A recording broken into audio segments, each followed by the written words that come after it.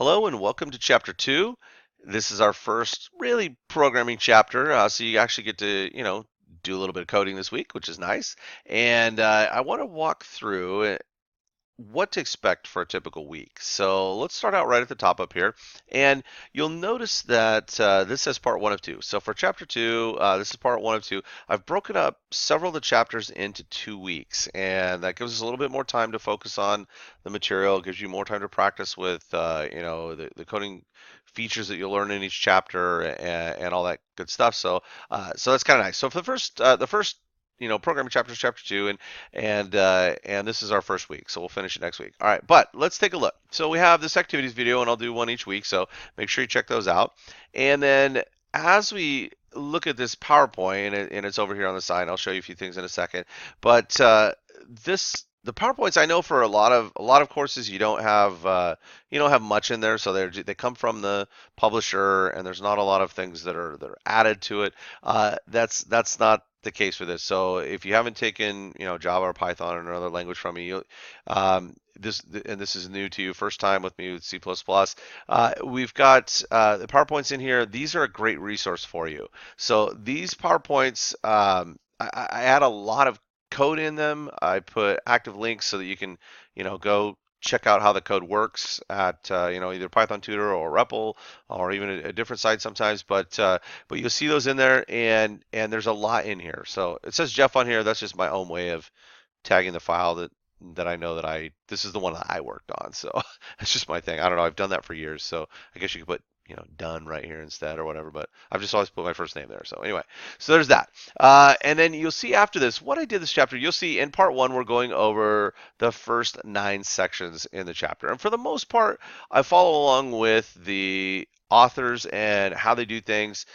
In each chapter. A little bit later on, you'll see there are some things that we mix up or add in, or I might change the order on a couple things. But for the first, probably first half of the semester, I follow right along with Tony Gaddis and the way that he's got things set up here. So I just wanted to point out, you'll notice each one of these sections has a video that goes along with it. So I broke these up section by section and made a video.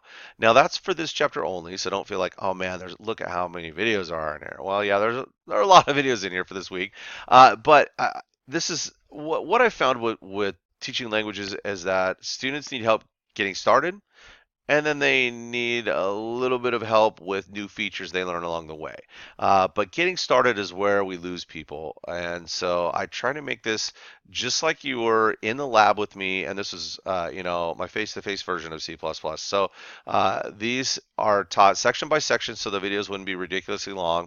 And you can you'll watch the videos, you walk through with the PowerPoint, you'll see the links that I refer to in here, in each one of these videos, you'll see the links, and you'll be able to follow the code, see how it's working. I'll describe it, and along with the textbook and the videos that Tony's provided, you'll see hopefully that it helps you get started. And so it's a little bit intimidating this week, but you know, it, it'll be okay. So after chapter two, I back off of making the section videos because I found that after this the first couple weeks where students are actually coding, they don't need as much help. So anyway, so there I just mentioned that, and you'll see that later as we go through the semester. All right. But for now, there are quite a few videos. You'll see the ones that are indented here are from Tony Gaddis. There are the video from our authors. These are the video links, and I'll put them in even. Let me scroll down here real quick because I know we're not doing the restaurant bill problem, but that is a video link that he made. So I went ahead and included the video link in there so you can go check it out. So all of the videos from the author, I have links in Canvas as we go along here. All right. So anyway, so there's that. You'll see as you scroll down and as you get down through here, you'll get to the little assignment section. And so for this assignment section, make sure you watch this How to Turn In Your Programming Assignments video. It's only, I don't know, 4 minutes, 5 minutes maybe.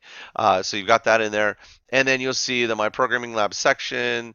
and then each one of these little pieces in here. And I know there's more in here, so I'm not going to talk about any of that right now.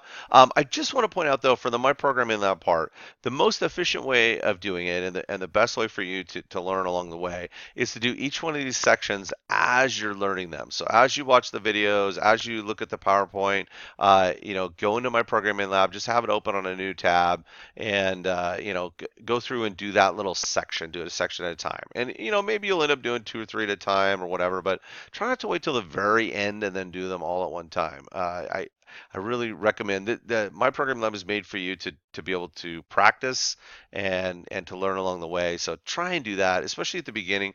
Try and go section by section through here, and I think it will help you. Okay. So there's that. Let's see. So we have that stuff. And I was going to show you just really quickly, give you an example, to go through, each one of these sections. I don't want to do that in this video, but I just want to show you what you might expect from some of the links. So you can see, if I just go down through the PowerPoint, this is the 2.2 section, and we've got a little, some information here, and then you'll see this little thing that says C++ visualizer. So these are links. Sometimes I'll put something here. Sometimes I'll put the name of the program that's a link. Sometimes I'll just have the URL, and so you see those in there. But these links are great because they will go through and show you, like for example, on this next slide, end line versus new line. So each one of these links is a different way of doing the program, and so give you some live things to play with. So if I go back here and I use this link, it will look like this. And so, you've got this is terribly inefficient. It's not great here, but anyway, you get to see how it works, and then you get to play with it and fix it and all that kind of good stuff. So you can step through the code. Again, don't forget to watch the videos on Python Tutor and REPL, because that will help you figure these out. And you can adjust this and all that, the output window, so you can see what this looks like. But anyway, so you'll see these little little programs in here in the code that's in here. So this is why I think walking through the PowerPoint helps, because you do have those active links, and it's nice to just jump through and check out how the code is working as you're learning what they're talking about in the book and through the PowerPoint, through the videos. Okay, so I think that's it for now. I don't want to yammer on here too much because we have a lot of other things this week, but hopefully that will get you started. And if you have any questions, let me know. Thanks and have fun.